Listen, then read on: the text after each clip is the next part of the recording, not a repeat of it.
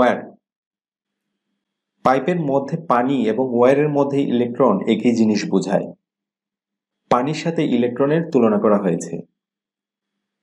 পাইপলাইনে পানি প্রবাহিত হয় এবং ওয়্যারে প্রবাহিত হয় ইলেকট্রন।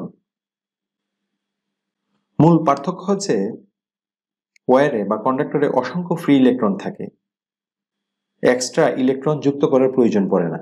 কিন্তু পানির ক্ষেত্রে কি হয়, পানি যখন একদিক থেকে অন্যদিকে প্রবাহিত হয় তাহলে একদিকে শর্ট পড়ে যায়, আবার পানি দিতে হয়।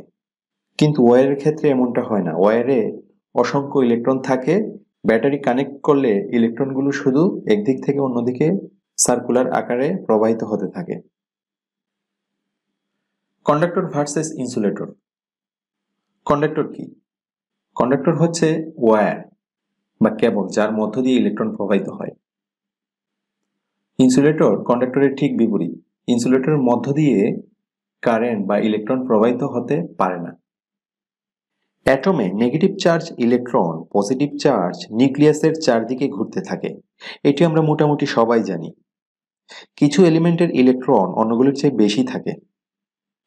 অ্যাটমে ইলেকট্রনের সংখ্যা বাড়ার সাথে সাথে ইলেকট্রনের ফোর্স ছড়িয়ে পড়ে আরো দূরে দূরে, অর্থাৎ ঘোরার সার্কুলার পথ সংখ্যা বেড়ে যায়।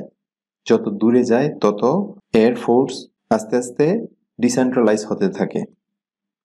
নিউক্লিয়াস থেকে সবচেয়ে দূরে যে ইলেকট্রন অবস্থান করে একে ভ্যালেন্স ইলেকট্রন বলে।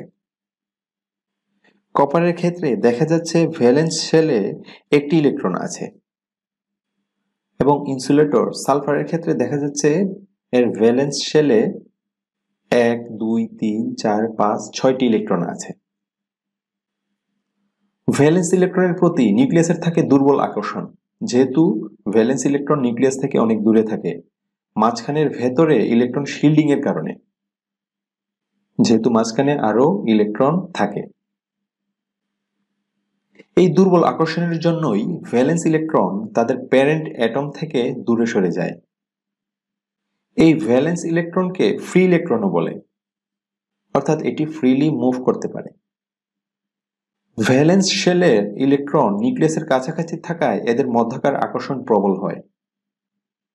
এখানে ভ্যালেন্স শেলের 6টি ইলেকট্রন নিউক্লিয়াসের কাছাকাছি অবস্থায় আছে, কারণ মাঝখানে শিল্ডেড ইলেকট্রনের সংখ্যা কম বা ইলেকট্রন প্রবাহিত হওয়ার সার্কুলার পথ আরো কম থাকে। সেজন্য ভ্যালেন্স শেলের প্রতি নিউক্লিয়াসের একটা প্রবল আকর্ষণ থাকে।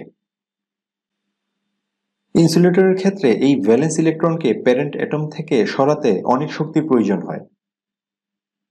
আউটার শেলের ইলেকট্রনগুলো এখানে ফ্রি ইলেকট্রন নয়। এই আচরণের কারণে এটি একটি ব্যাড কন্ডাক্টর। এই ভিডিওতে কন্ডাক্টর এবং ইনসুলেটর পার্টটি একটু জটিল বা কঠিন মনে হতে পারে। এতক্ষণ ধৈর্য ধরে টপিকটি দেখার জন্য অসংখ্য ধন্যবাদ।